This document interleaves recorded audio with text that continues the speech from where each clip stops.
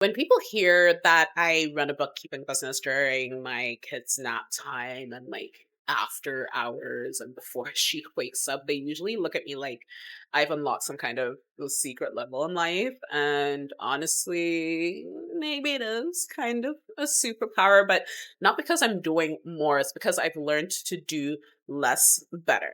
The truth is, I only have a couple of solid hours a day to actually get client work done. And that means I can't afford to waste time jumping between tasks, searching for missing receipts, or figuring out what to do next. So everything I do has to be focused, intentional, and streamlined.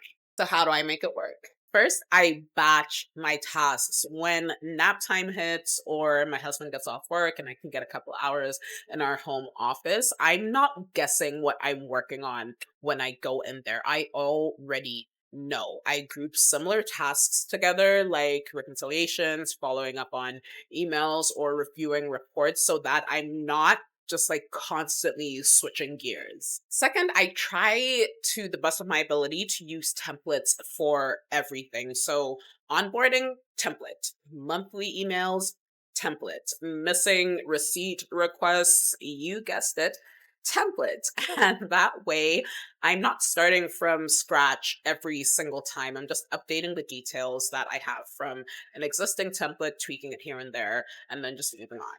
Third, I have set very clear boundaries with my clients. They know when to expect updates, how to get in touch with me, and what's included in their service. Because when your work hours are limited and they're a bit out of the ordinary, the last thing that you need is chaos in your inbox or people expecting instant replies. And most importantly, I have embraced the fact that done is better than perfect. And as a perfectionist, this was a struggle for me.